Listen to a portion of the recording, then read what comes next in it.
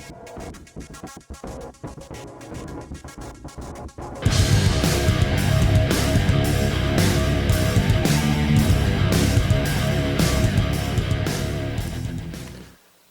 guys, welcome back to the Keystone Central Railroad. It's a little late at night. I don't have my makeup on, so I'm going to stay out from in front of the camera. But what you see here are, well, there's 11 of them right here and one back behind me that I'm going to show. But I had a dozen locomotives that don't have have decoders in them yet. And most of them, in fact, I don't think any of them, none of them actually has seen the track yet.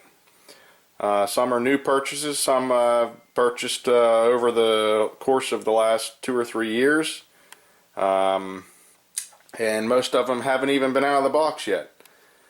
Some have, but have never been put on the track. But anyways, what I'm getting to, I decided to set up a DC test track and go ahead and check all these and make sure everything's good to go before any future decoder installs. But anyways, I've tested all of these. Actually, no, one of these RJ Corman SD40-2s. Not that one. This one. It's still factory sealed. So I haven't broken that apart yet. This is my Jersey Central NS Heritage unit, MTH. It's the only one out of my whole bunch that I didn't buy sound equipped, so I finally decided to take it out of the display case and test it. This first time it's seen the track, so I've had that, what, over a year now. I bought these RJ Cormans a while back. And let me see, I've had these for about a year. I bought this here at the end of last year. I just purchased these within the last couple weeks, the MTH-9s. So I just now got them out of the box.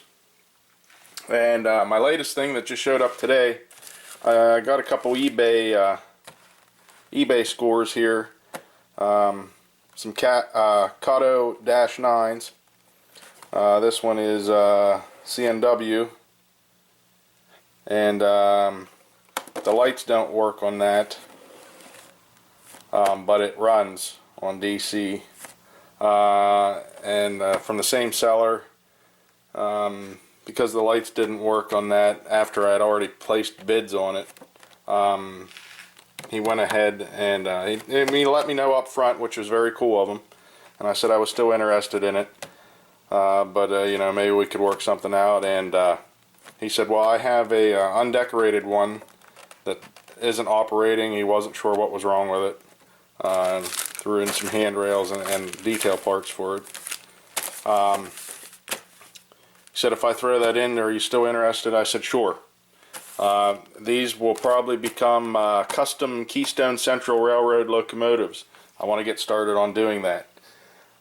But anyways, as I was testing these locomotives out, I don't know if you recall, but back in April of last year, I had, not this GP40,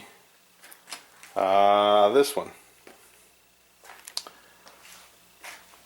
Different road number, but I bought both of them, I think, new at the same time, right around the same time.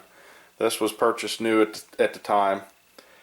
And that's the one I was attempting the WOW decoder installs in, and ended up frying the lighting circuits in both my WOW decoders that I had, and which I sent back and got brand new ones from TCS. And I never did figure out if it was something wrong with the decoders, which I don't think. But if you go back and watch my videos, you'll see where I talk about all the weird things I found with the locomotive whenever I started digging a little further into it. The fuel tank screw was almost stripped, and whenever I went to unscrew it, the whole head of it snapped off. And then when I got that out, when I took the motor screws out, because I was investigating everything. When I took the motor screws out, I saw that the screw, I think it was the one for the fuel tank.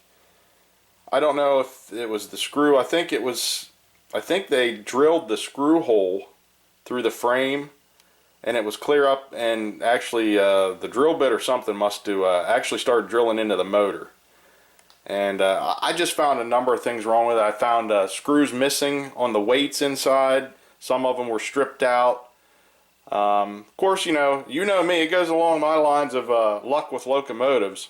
And I buy most of mine brand new. So, and I bought it at Lombard Hobby, Lombard Hobby is where I got it. But I don't think it was anything somebody did. I don't think it was a store return. I really don't. I don't know. It could have been. It could have came from the factory that way. I don't know. But I found a number of issues wrong with it. And I contacted Athearn, and I sent them pictures. I talked to a gentleman on the phone. He was very nice. You know, he didn't know what was going on either, but he said send it back, and they would take care of it.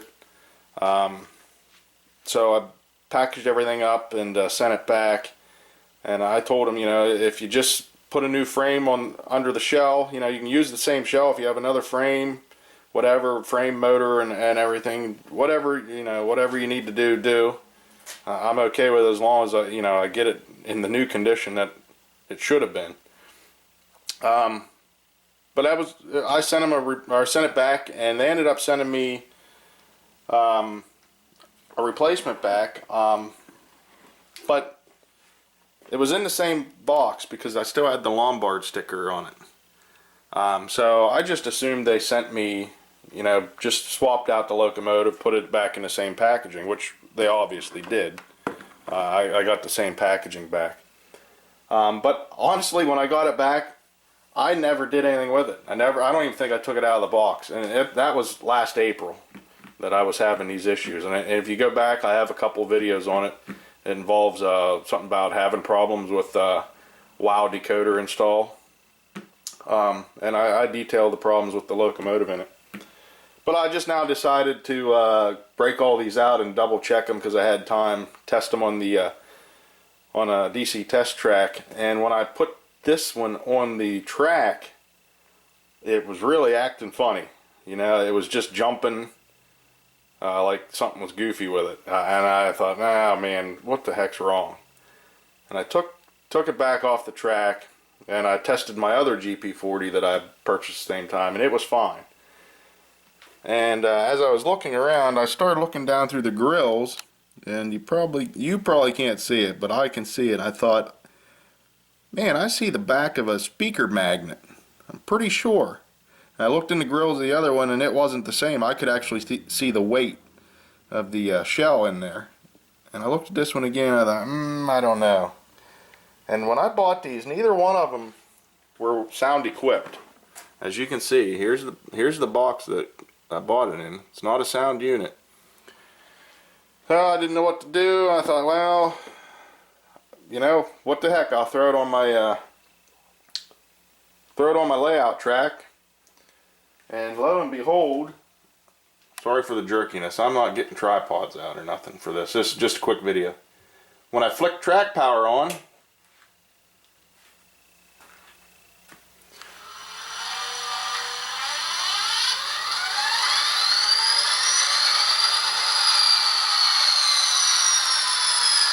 would you believe that Athearn sent me back a sound unit replacement?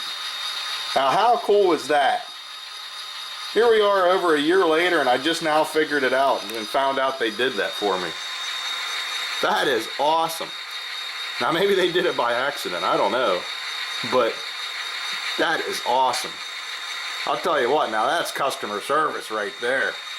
You don't know how excited I am to figure this out.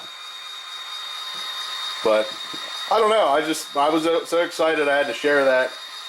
Man, big shout out to Athearn for that. Big kudos from me for that. I mean, that goes beyond customer service. But you know, I mean, if they'd have just sent me a completely replacement one that was the one just like I bought, that was no damage to it, that would have been enough. But they went above and beyond. And who knows, like I said, maybe it was an accident. But either way, that is awesome. Alright guys, hopefully I have some more videos coming soon, but that's it for this one. I just wanted to make a short, sweet video. I wasn't prepared to make a video, so I'm not going to dive into anything else except for that. And there's one of my MTH-9s sitting on the test track. But anyways, everything tested out good, as it should. And that's it. I mean, I'm just so excited about this. Awesome, awesome job, Athearn. You just gained a lot of respect in my book. Alright, that's it. Talk to you later, guys. Oh, I almost forgot. Look what else showed up. I got the old ESU lock programmer. Now I'll be reprogramming my lock sound decoders with some full throttle features. I'm excited about that. Alright, I think I'm done for this video.